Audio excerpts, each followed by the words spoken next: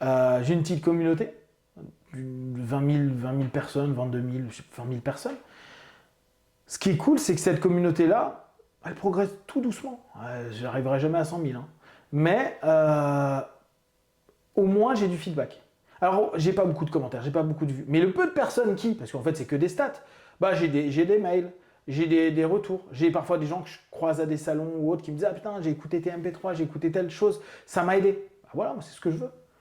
Je m'en fous de savoir de « Ouais, ça a été partagé. » Tu vois, j'ai même eu un moment, la rencontre, il y a plusieurs reprises, de plus jeunes qui s'étaient lancés il y a un an dans le YouTube game, vraiment dans le jeu de YouTube, et qui me dit « Mais pourquoi tu rends pas plus sexy? Pourquoi tu fais pas ça comme ça, comme ça, comme ça? Tu aurais plein de monde. » Mais j'ai pas envie que ce soit sexy, j'ai pas envie de faire un truc de 30 secondes. Non, mais en fait, c'est que je m'en fous. Ce qui m'intéresse, c'est. On pourrait se dire, ouais, mais si c'est sexy, tu vas attirer plus de personnes, donc l'information va se partager davantage. Je suis d'accord. Mais moi, je suis vraiment d'une école de cons qui est de dire, tu veux quelque chose, tu te bouges le cul, c'est relou, ça fait chier, à un moment, tu trouves quelque chose qui te plaît. Et parfois, tu l'as du premier coup, et parfois, tu te seras tapé plein de vidéos et tu te dis, ah, c'est nul, je me fais chier.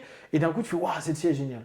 Hop, et celle-ci, tu vas lui donner de la valeur parce que tu as mis de la recherche, parce que tu as quelque chose qui t'a touché dedans et que tu vas le maintenir. Juste dire, ah ouais, mais il faut que ce soit vu par un max de personnes. Oui, qui dans 24 heures vont avoir oublié ce qu'ils ont vu parce qu'il y a mieux, plus sympa, plus sexy, plus de lumière, plus de followers, plus de ce que tu veux. Je m'en fous. Tu es vraiment basé sur le fond et pas la forme. De toute façon, c'est globalement ta façon de fonctionner. Alors, est-ce que je suis plus basé sur la forme ou sur le fond? Ah non, non, je suis hyper sur la forme.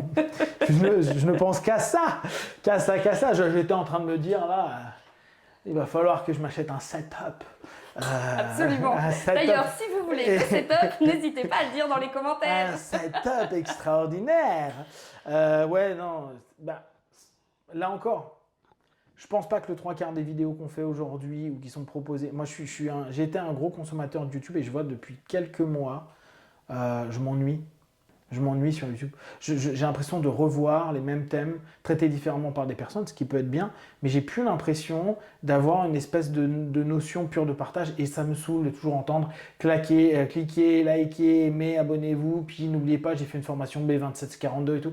Ça me saoule et ce qui pouvait être intéressant à un moment donné sur le fond, l'est plus parce que tout le monde prend la tendance qui fonctionne, soit ils reprennent un truc que j'ai déjà vu sur un YouTube américain ou autre, parce que ça marche bien en France et tu dis putain c'est quasiment du copier-coller. Alors bien sûr ils font leur boulot, ils veulent de l'argent, etc., etc. Mais avec toutes les qualités qu'il y a de YouTube, il y a quand même pour moi un défaut qui est c'est devenu trop la forme plutôt que le fond pour obtenir un maximum de vues, donc un maximum d'argent au travers de ce produit-là.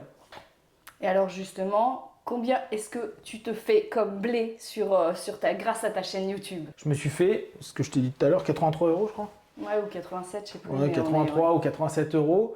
Le peu de temps où je l'ai monétisé, c'est-à-dire l'année dernière, en septembre, je m'étais dit tiens, je monétise. Je mettais en fait la monétisation avec pub au début et ou à la fin. J'ai eu plusieurs reprises. Tiens, pendant que j'écoutais un MP3, il y a une pub. Ça m'énerve. Donc j'ai démonétisé. Et en plus, j'aime pas le principe de me dire parce que tu es monétisé, tu vas pas pouvoir dire merde, fais chier, va te faire foutre, connard, etc. Parce que derrière, tu vas tomber dans les stats où tu vas avoir un truc qui te signale que t'as pas dit des bons contenus. Rien à foutre. Donc globalement, cette notion entre le fait d'empêcher la liberté d'expression, parce que YouTube, clairement, ça peut paraître que, mais comme je disais tout à l'heure, à partir du moment où tu fais censurer des mots, c'est que tu n'es pas dans la liberté d'expression. Que donc tu te prostitues pour avoir un discours qui correspond à ce qu'un algorithme a envie. Donc tu ne dis pas ce que tu penses parce que tu dois le dire d'une manière à ce que ce soit acceptable. Donc tu n'es pas réellement qui tu es à un moment donné. J'aime pas. Et YouTube ne me rapporte pas de thunes. Ça m'a rapporté 87 balles en 10 ans. Pas mal, pas mal. Et puis je m'en fous. Voilà encore, qu'est-ce que j'en ai à taper. Moi, ce qui m'intéresse, c'est faire mon boulot au quotidien. Moi, ce que j'aime, c'est m'occuper des personnes qui viennent en cabinet, qui ont des problématiques. C'est quand je peux former. Mais mon but, c'est accompagner des gens. C'est pas être youtubeur, etc. D'ailleurs, ce qui est amusant, parce que beaucoup de personnes en salon vont dire ah bah t'es youtubeur. Ouais, bah, je suis un youtubeur, mais loupé, hein, mais raté de chez raté, quoi. Tu te sens influenceur? Pas du tout. Absolument pas influenceur. Je me considère même pas youtubeur, en fait. Je me considère un mec qui partage une info sur YouTube par jour. Pour moi, c'est pas être youtubeur. Et pourtant, tu fais partie des personnes qui sont régulières depuis 10 ans, comme tu le dis, avec un contenu qui est quand même très fourni. Ouais, mais je pense pas que parce qu'on a un contenu fourni et régulier, on soit youtubeur. Je pense que la volonté de youtubeur, c'est d'influencer. C'est d'influencer et d'être dans un système de pensée qui est je produis des vidéos pour un public et ou pour obtenir un nouveau public. Donc, soit tu commences à clasher, soit tu commences à essayer de faire du buzz, soit tu fais plein de trucs. Et tu tentes d'être constamment dans ce rapport de retour sur investissement. Je produis quelque chose, ça me demande 3 jours pour le faire, 2 jours pour scripter, 3 jours pour le faire, etc. etc. Et j'attends le dimanche à telle heure ma sortie pour me dire, tiens, j'ai combien? Je vais regarder les stats comme un ouf pour me dire, est-ce que ça marche? Est-ce que j'ai des bons pouces bleus, verts, je sais pas quoi là? Bon bref, est-ce qu'on m'aime ou on m'aime pas, tu vois? Et est-ce que du coup, je vais avoir de la pub, pas de pub, etc. Pour moi, c'est ça, un youtubeur, un influenceur. Moi, je suis un crétin qui adore son métier, qui adore l'hypnose, la psychothérapie, etc. Et qui se dit, oh bah c'est cool, ça peut aider des gens. Voilà. Le reste, t'aimes pas, je m'en bats les couilles. T'aimes bien, je m'en bats les couilles. Ouais, non, mais factuellement, je m'en fous. Parce que dans tout ça, il y en aura qui vont apprécier. Dans tout ça, il y aura des gens qui vont se dire, tiens, j'aime bien. Comme il y a des gens qui vont voir mes vidéos, qui se disent, tiens, ce gars, c'est un gros con. J'irai jamais le voir, puis quelques mois ou années plus tard, qui se disent tiens, moi je vais venir en accompagnement avec lui, donc en thérapie, avec le crétin qu'ils avaient détesté, parce qu'ils disent ah, ton énergie quand même, j'aime pas trop. Et qui, au bout d'un moment, en s'habituant, en écoutant les trucs, en revenant dessus, ils se disent ah bah c'est cool. Et ça pour moi c'est intéressant. C'est beaucoup plus intéressant que se dire on t'adore, c'est super, youpi, ouais, continue, gna, gna. Allez. Dans 10 secondes, tu vas regarder notre vidéo, tu sais même plus ce que j'ai dit. On s'en fout. Les plus beaux feedbacks que tu as eus, c'est quoi? Est-ce qu'il y en a quelques-uns qui t'ont marqué, que ce soit par rapport au MP3 que tu mets sur la chaîne, par rapport aux vidéos? Est-ce qu'il y a des éléments comme ça qui t'ont marqué et qui te viennent en tête?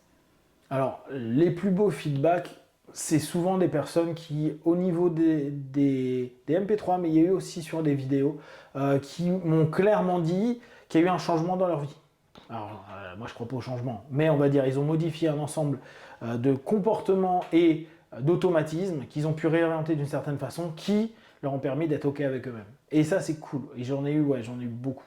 Là, j'en ai vraiment beaucoup. Je pense que ça se compte en pas loin du millier. Et là, il y a de jolies choses où bien sûr, toi, t'es rien. Quoi. Moi, mon travail n'est rien. Mais ça peut être juste un déclencheur, un trigger à un moment donné, qui va permettre justement un recadrage, ce qui est un petit peu le but de l'accompagnement de façon générale, qui va permettre dès lors à la personne de se dire ça j'ose le faire, ça je le fais, je me mets en place, je commence à me mettre une discipline sur ceci, cela qui leur permet d'aller mieux. Les contenus sur la chaîne, c'est quoi? Tu as plusieurs catégories, tu as plusieurs styles Alors, les contenus sur la chaîne, j'en sais rien. Non mais vraiment, j'en sais rien du tout. Le matin, je suis en train de me dire dans quel caté je fous ça. À conclusion, je fous tout dans l'hypnosophie. Quand c'est auto-hypnose, je mets auto-hypnose, mais j'ai dû créer 60 ou 80 catégories, parce qu'au fur et à mesure, je me dis, ah tiens, mais je vais parler de ça, ça, ça, et au bout du compte, je parle d'hypnose aussi, quoi. Qu'est-ce qui fait que tu le fais tous les jours? Je veux dire, tu nous as même emmené un peu en voyage avec toi au travers des vidéos, puisque tu les fais même quand tu es au Japon, quand tu es à Pétaouchnok. Qu'est-ce qui fait que tu te dis c'est au quotidien et que tu puisses pas te prendre des jours off entre guillemets? Raison toute conne, basée sur un principe de PNL, moi je dis aux gens, faites des efforts. Je suis un emmerdeur de première. C'est soyez disciplinés, faites des efforts. Ça peut ne pas marcher du tout. Il y a plein d'efforts que je fais qui foirent. Mais je continue, parce que je suis un peu con. La connerie fait partie du fait qu'on est assez entêté. Hein. Parce que parfois, quand on est trop intelligent, on se dit c'est vraiment débile ce que je fais. Moi, j'arrive pas à me dire ça. Je me dis bah non, c'est juste qu'il faut que je trouve un autre angle d'attaque. Du coup, quand je dis aux gens non, mais il faut que tu le fasses régulièrement, j'aime bien avoir une preuve de ce que je dis.